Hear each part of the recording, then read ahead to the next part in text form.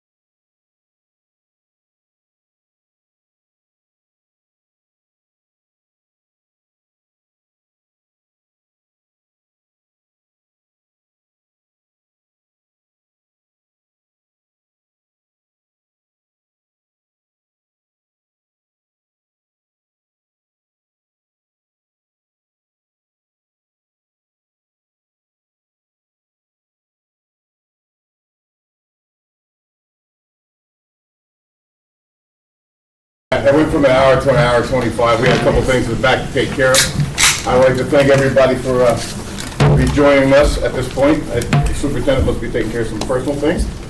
And we're going to move on now to Alyssa. Your turn.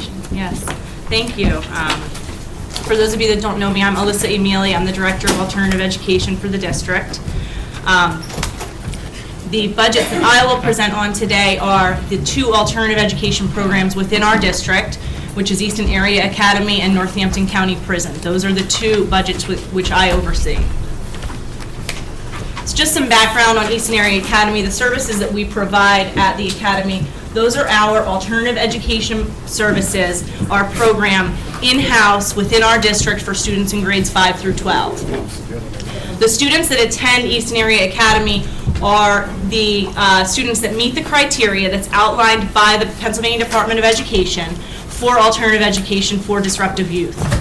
Those criteria are based on attendance or behavior. The students, while they're in our program, receive the standards-based curriculum in addition to 2.5 hours of counseling per week per student.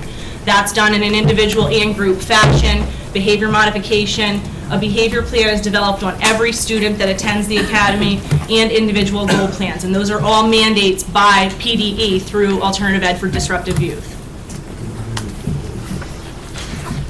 We've really maximized the resources that we have at Easton Area Academy.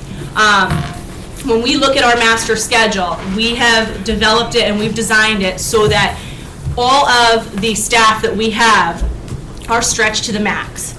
Our middle school teachers hold dual certifications, which enable them to then teach, for instance, 7th and 8th grade math and science. So we have one teacher who teaches 2 content areas because he holds a dual certification. We have the same then 7th and 8th grade English, language arts, and social studies. So that we're really maximizing the most from our staff that we have with us. The schedule is also designed so that our high school teachers, they teach 7 sections per day. So we've really, taken that to what's allowable per contract so that we have as small of a staff as needed and that enables us to still meet the alternative ed guidelines, but also still stay within the confines of our teacher contract, allowing the unassigned prep and the unassigned lunch. And then going into the 10-11 school year, we also eliminated the principal position.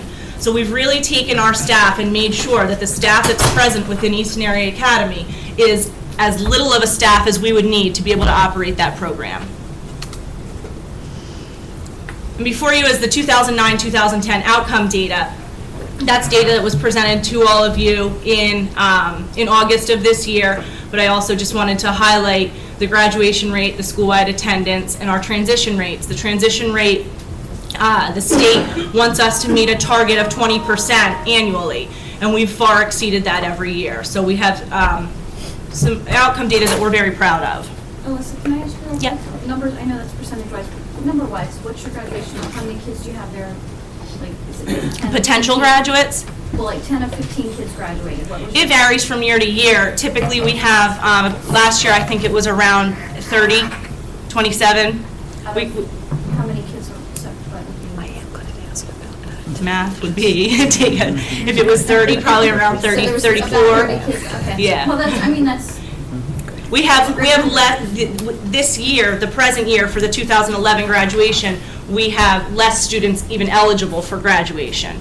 So we'll still present the percentage at the end of this year, but we'll know that it may be, we only have maybe 19 students even eligible for graduation. It varies from year to year, just based on the student referrals that we have.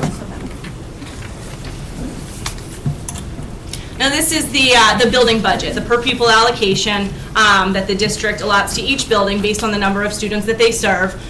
This is what I went over when I presented in February, when all of the principals presented. And the only line items that we have at the academy are postage, travel, general supplies, non-consumables, and non-capital equipment. And that was all what I had gone over in February, so I won't go through that again. The other piece of what we have at the academy that falls under our budget is our contract with Communities and Schools. Communities and Schools is the private provider who we contract with for alternative education services on a fee-for-service basis. And this is the contract that's presented to you on an annual basis to allow for certain staff members through Communities and Schools to work with our students in the alternative ed environment.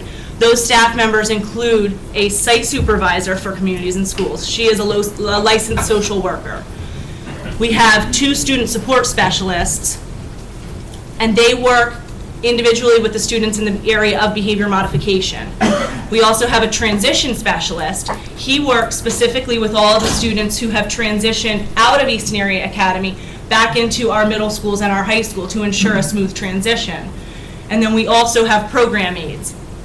And those individuals are working on behavior modification while students are in the behavior modification room. So that contract, it's $164,000 is budgeted, but the contract that you approved for the 10-11 school year is $130,291. So we will not exceed that. So the $30,000 that will be in excess, that would return to your general fund, because we will not go above the contract of $130,000. If you look, 2009, 2010, our contract was $196,000. And I charged the executive director last year with coming in underneath that substantially, knowing that we were looking at staff reductions as well in our district last year, and she was able to come in at $130,000 for this present year, so that was a 33.84% reduction for this present year. The 2011-2012 proposed contract, which we're just talking, we're finalizing our draft at this time, and that will come before you within the next few weeks. I've asked her to not go above a 1.7% increase from the current year, and we were able to stay even below that 1.7%. So the draft will come in at about $132,000, which is only about $1,800 more than this year. Also on our line items, which you'll see, is the 21st Century Community Learning Center grant. And that $243,000 is grant money from the state for our after-school program at the academy. That is grant funding that concludes in June of this year. So when we look at next year's budget for 11-12, that line item will reflect $0. None of that was district funds, but it just needed to be accounted for, so that was the line item it was under. So next year, as the grant dries up, that line item will also reflect a $0. And these were the numbers that Marie had provided me back in January. These are just the salaries and benefits of the staff at the academy. I just wanted to put those up there as well, while they are fixed costs, so that we can, truly look at what it costs us to operate our academy. And I've broken that down on this slide here. Our per pupil allocation, that's our building budget, our Communities and Schools contract, and then the salaries and benefits of all of the staff that work at Easton Area Academy. One of the things I did want to note was that the per pupil allocation, the building budget in the 09-10 year. While it may have been, in the 09-10 year, it was about $18,000, we only spent 29% of that. So that is money that then ultimately returned to your general fund. We've really been able to look at the dollars that we have before us and access dollars from the 21st Century funds, and look at other grants to sustain our program rather than relying on a building budget or any district funds, or as many district funds as we can deal without. Now, Colonial Academy, that does not fall under my oversight, but I did just want to highlight the progression that we've seen from 08-09 to present day, that we've seen a decrease in about $300,000 that we've spent at Colonial Academy. And as Andrea had mentioned earlier, it's because we have taken those special education services in at Easton Area Academy in the 09-10 school year. So we've been able to recognize that savings within the money that we're spending at Colonial Academy because of the services that we're now offering at Easton Area Academy. Now, there are some programs at Colonial Academy that we will still continue to utilize their services. They have a partial hospitalization program. We don't have that at Easton Area Academy. So any student that would qualify for that would still go to Colonial or any other partial hospitalization program. But for the most part, the students that are eligible to have returned to Easton Area Academy, we've looked at those on a case-by-case basis, made sure that if we are in fact bringing them back from Colonial to Easton Area Academy, that we will still be able to meet their needs. So we've looked at everything on an individual case-by-case basis to make sure that we have the best educational program for all students. Switching gears, going into Northampton County Prison, we operate the classroom for school-aged inmates in Northampton County Prison. That's in the adult facility. This is not the detention center. Because the prison falls within the boundaries of the Easton School District, we have to provide those services to any school-aged inmate who opts to attend school. So any inmate that's under the age of 21 and has not obtained a high school diploma, they have the option at intake to elect to attend classes on a daily basis, and we as a district have the teacher that works out of that classroom. Also, we have students that are in the prison, are under the compulsory school age attendance, so maybe 15, 16 years old, but are in fact in the adult facility, and they have to attend the school. So we have one teacher, she's a special education certified teacher, that she delivers all of the educational services to our inmates as well. Does she report to you? Yes, she does. How often do you speak to her?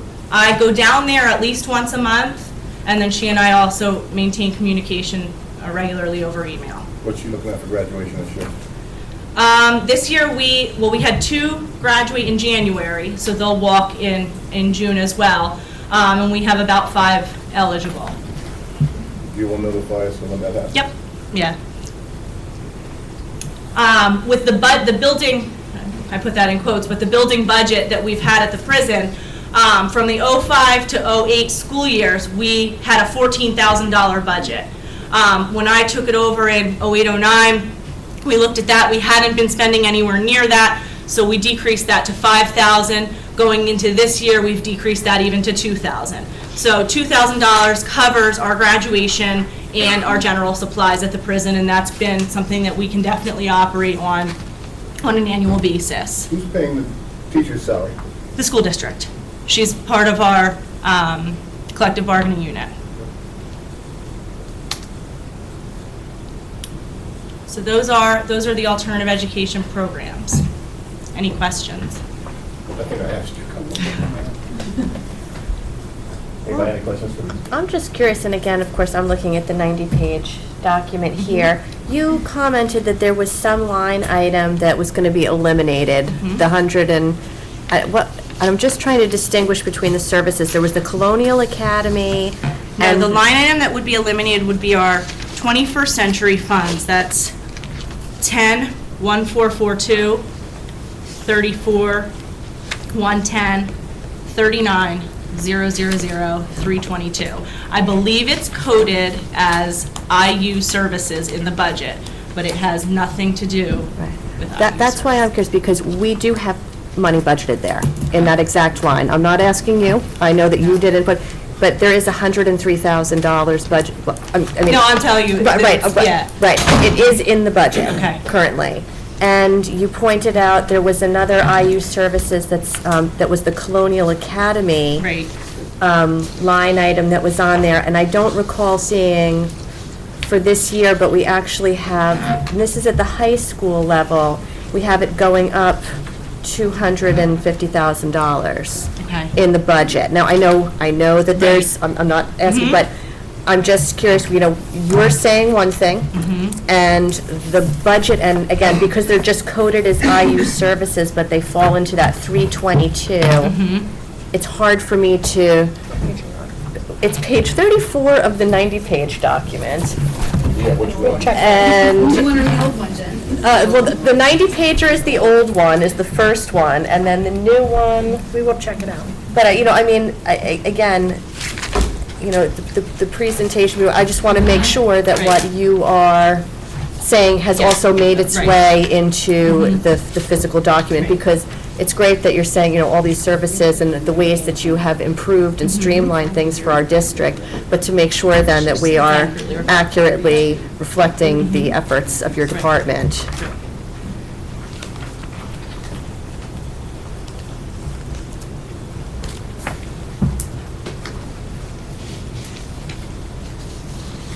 Is there anyone else with questions? Like saying it rolls off my tongue. No, but I would just also in the same, and I know, again, it's not, it just departmentally, the large increase in the total of benefits in comparison to increase in salary. And so I'm just looking overall, you know, it's just the bottom line there. We've got medical, again, going up more than double. What page are you now? Oh, sorry, page 33, the medical line for the academy. Like, I'm just looking at the medical line for the academy. Went from about 100,000 to 275. And I don't know if it's because things were, you know, put in different categories or, but again, you know, it's a sizable increase. I see that, but I'm also looking at the actual for 0910. Okay, okay, good, then that's right, that's fine. I mean, it makes sense to, but, you know, we've got something for this year, maybe the decision was made for this year that there was a reduction Right, somewhere, but and the- then what was. Right, and the budget was made before the final number was in for the prior year. And so the prior year was 197,000, so Okay, it good, was increased. gotcha.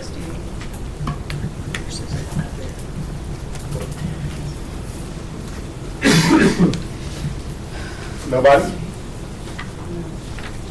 Thank you. Thank you so much. Thank you. Okay. Before we move on to Marie, Jen, do you have your statement? I do, did you, Jen's going I- to read something. are we doing that this afternoon? I wasn't sure that it We're was. doing that this afternoon, and we will do it again tonight. Okay. Teachers will do it tonight. Great, So if you would give our, sure. Hold on one second. I just knew I had to make one little grammatical input there. but you were part of the writing to begin with. We had wanted to read this earlier this morning, but because of the timing of things and having to run out the door and not having the printer up and running, there was a bit of a delay, so thank you for printing this out for us. Representatives of the Easton Area School Board and Easton Area Education Association came together last night to discuss the current status of the crisis in the Easton Area School District. We understand there are challenges to overcome and are committed to the common goal of finding solutions to achieve sustainability in educational programs as well as positions. We are all here in the best interest of all stakeholders. We have committed to working together to ensure a stable and financially responsible educational environment. We are getting together and are trying to work in a positive direction to communicate and move forward. There will be no further comments on this at this time. Are you ready, ma'am? I think so. Thank you. We'll now go to the business services with Marie. I hadn't provided this in this form. It is in your document under the business services, 2,500. And so I put together some functions here that we, in the business office, accounts payable, the bidding, we pay the bond payments for notes and bonds, employee benefits, central duplicating, financial reporting, interim taxes, payroll and PESERs, purchasing and revenues. That's all covered under the business office function and the budget. So I summarized it by function here. Fiscal services at 2510 within your document is the bulk of the budget at 298,700, and it accounts for everything in the business office plus those services that we contract for, such as auditing or banks or a fiscal institution which pays our bond payments we pay through. So all those charges come through fiscal services.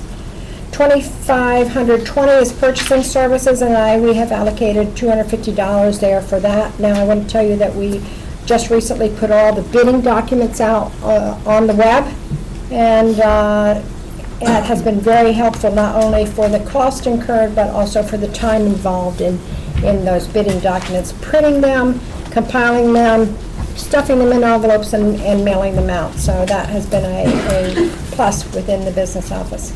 2540 is printing, publishing, and duplicating services, and is the cost incurred by the duplicating center downstairs. And then other support services, 2590, other support services, business, 28,000 in there, and that is, and I'll have that on the next slide here. Questions about that? And then we talk about objects, and those objects are the 300s through the 800s. Salaries and benefits I don't have included there. Purchase professional and technical services, 137,000, and that includes auditing services. That also includes any contractor services that we have within the business office. Purchase property services, 400s, 161,500, and there we have lease payments, and that includes the lease payments downstairs for the duplicating equipment. Other purchase services, 20,450. Supplies, 28,300, and no, we have nothing in the budget for property for next year. And under the 800 other objects, which would be dues and fees or any miscellaneous, 10,900. That total is 358,150. So, and that is the business office or the business services. So, are there questions involved in the business office? No. We actually currently have an RFP out for auditing services that comes in later on in the month. I think that's like the 24th that's coming in.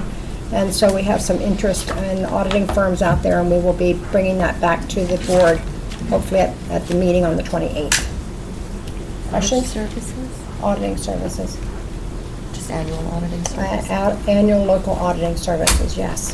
Can I ask where, not that this is related, where do we stand with the RFPs that went out for other services? Which other services? Engineering services. The engineering services, when are they coming back? When do? They did. That's a question for Mr. Kish's department. Marie, can you go back to the one where you had the duplicating and stuff? You said the leasing, the cost for that. Publishing, printing, publishing, 31,200. And you said that includes our lease? I believe Or was that on the that next- part of that, I know that lease is, I believe, more than that, and $161,500 there for purchase property services. So I believe that lease is included in there, and I can go back and I can check that.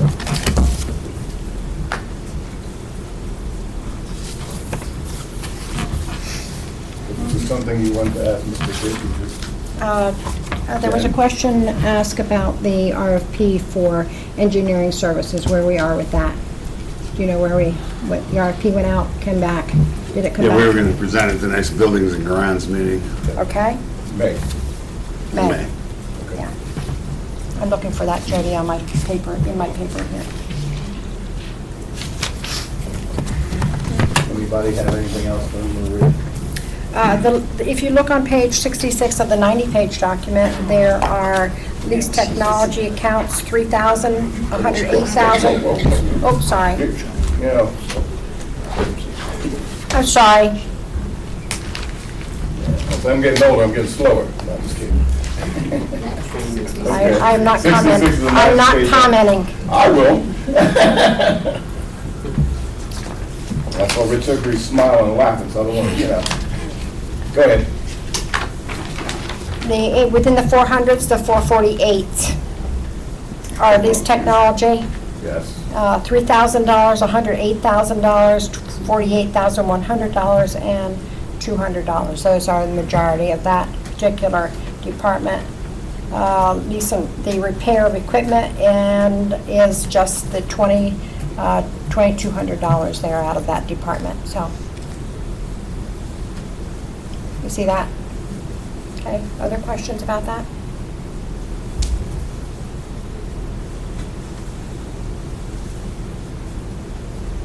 Okay, Are you finished? I am. Does any board member have any questions for Marie?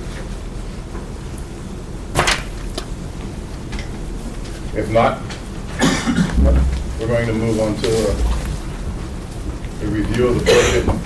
I think the superintendent has something to say. I think one of the overarching themes throughout this process is our board has directed us to look at everything and to do more with less. And we started with that in 2008-2009 school year until the present time. And if you look at, obviously, our administrative staff, I have to thank all of our administrators, both at our central administration and also at our building level, because they are doing more with less. And I'll give you some examples. From 2008 until the present, we have 3 less associate directors, 1 less AFG director, 1 less for EAA, a principal, 1 less special ed supervisor, 1 less administrator in technology, in all of the support that they had within their respective buildings. 1 less for next year pupil services, 1 less assistant to the superintendent. It's 9 administrative positions from 2008, 2009 until our present time in going into next year. We still continue to work at everything and look at every single thing that we possibly can do. I will say from my perspective, it has been a united front. We have had conversations at a central administrative level, and our central administrators have had many conversations at a building level with the administrators and also the administrators at a building level to look at their staff needs.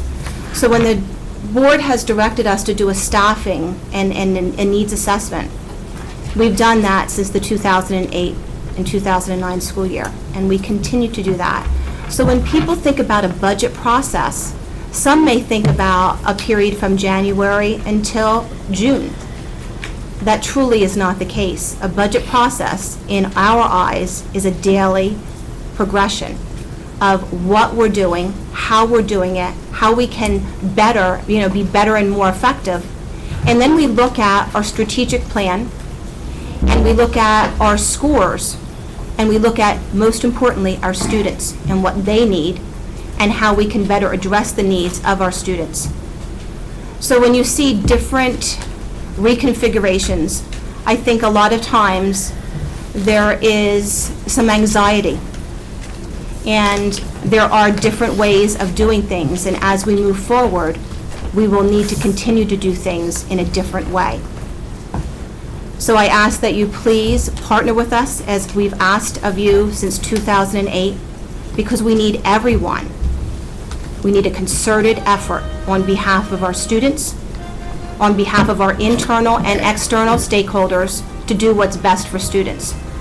So I thank you for your time. I thank you for any instrumental help that you have given us throughout this process. As Mr. Myers or someone has a cell phone going off. Apropos. Maybe it was the alarm clock. So I thank you, and I thank you, community members as well, for the time that you've taken within the last 3 years with us. Last year, we had many committees that looked at everything. This year, we did things a little bit differently, and as we look on to our year next year, we will continue to progress and improve with what we need to do and how we need to address our students.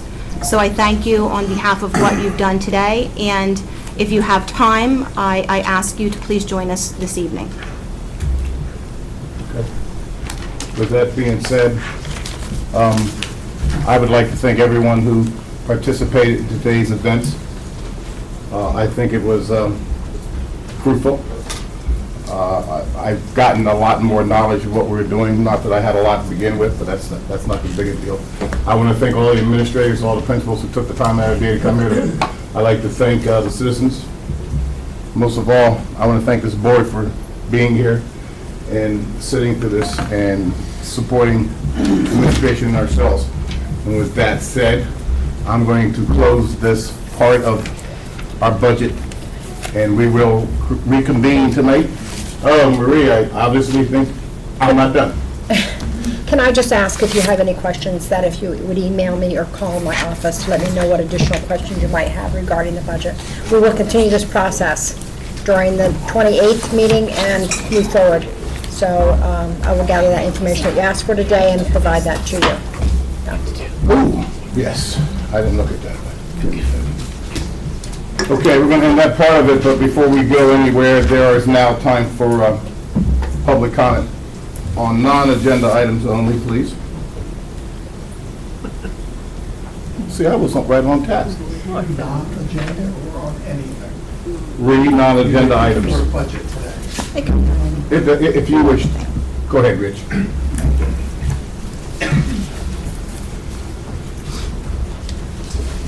Have the floor. I'd like to thank you too. My name's Rich Siegfried from Palmer Township. I'd like to thank you, everyone today, for what this turned out to be. It was a little better than some of those grueling sessions on the evening sessions that I attended. But there was a couple things I picked up on that I just wanted to mention, that maybe you can find something, and I'm not picking on anybody here, but I will use your names just as who I heard it say it, okay? Marie, you mentioned this morning, and maybe I got my numbers wrong, I was trying to take notes, that the medical benefits, overall, I think they were going up about 26.53%, about $5.8 million. And I think that was a budget, a district number, district-wide number. But you did make a statement that medical benefits are roughly 17% of all salaries budgeted. And is that a number that is based on previous expense or on previous, say, 2 years ago, 3 years ago, you put a thing out in the newspaper, it's on the website about teachers' salaries went up so high in the last several years. Is it based on 4 years ago, or is it based on the recent past? Because if it's based on several years ago that we've been using 17% every year to cover medical benefits, and it's based on salaries, if it's based on these higher salaries, is it just, are we out of whack there? Is it way too much? Is there an error Can I there? respond, because I think that the board and the public needs to know. In looking at our benefits, we have seen an increased dollar amount for benefits. And in looking at the new health care program out there that the federal government has put in place, we're seeing that we are forecasting that we would have additional cost. So what we did was it came back and we increased benefits at 20 to 25% of what they currently were for last year. And we also know that coming back in late April or May, we're going to have a review of those rates. And so we're going to determine whether that is the correct rate. Hopefully it will come down. If not, it needs to stay at that 17%. Okay, I know medical benefits go up drastically, Absolutely. and the new law with adding more students to age 26 or whatever the limit is, I know that's going to And no add. lifetime limit and all those things that are going to impact Right. that. Okay, I just, Yes? you know, I was- appreciate that. I heard that percentage and just wondered, thank you. And Ms. McGinley, I I think we all recognize that, yes, you are doing less with administrators, and with the list that you went through, but you've also added some consultants in there. So it's not, 100% on the administrators. I think it's important that when the consultants that we had grants that we had written consultants in order to get some of the money, and some of the money that we used offset district money. Although, when I think about stimulus money, I think about federal money, I think about state money, it's all our money. It's all taxpayer money. We tried to use our money as effectively as we could so that we could provide the best that we could for our district and also for our taxpayers. And the consultants that we used, we had certain things that we needed to do because we were on school improvement, and therefore the state looks at where we have strengths and where we have some challenges. So we tried to bring the best people in. We actually partnered with the Pennsylvania Department of Ed, with Patan, and we brought in the best people that they recommended to help our staff members and also our students. So I think I really have to say kudos to everyone that was part of that. They did an extraordinary job. And by doing what we did, it did not cost our local taxpayers additional money as a result of that. And another example was Dr. Duffy for pupil services. We used grant money to pay for him. Didn't cost the taxpayers any money. And I still say, But- taxpayers is still our money, whether Right, it's state or federal. And every time I hear, and maybe this is just me, every time I hear, oh, we paid that with stimulus, or we paid that with grant. Right. Couldn't that grant, I know not all grant money can be used for other things, there is some very specifics. Yes. But couldn't some of the grant money or the stimulus money be used for something else that the taxpayers truly did come from tax dollars? I will tell you, Mr. Siegfried, one of the things with any grant money or with stimulus money, we were cautioned through the state and also with the federal government to realize these were one-time expenditures. Therefore, if we put, a salary in there that we had to absorb, or salaries, from our own tax base, we would be doing a disservice. We were advised from the federal and state government to use that money as an allocation to offset things that we truly needed, that the district was going to have to pay due to us being in school improvement. So we were very savvy with how we did things. That's good, thank you. You're welcome. And thank you, and the statement that Ms. Holzberger read, I hope that takes this negotiation out of the press and out of the public until it's complete.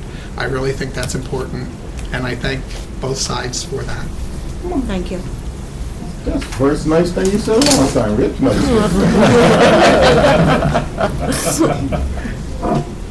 With that being said, is there anybody else wants to make any public comment? I gotta keep this thing loose, otherwise we get too serious. If not, can I have someone here make a motion to adjourn until 6:30 tonight? Motion. Second. Second. All those in favor? Aye. All those opposed? See you tonight.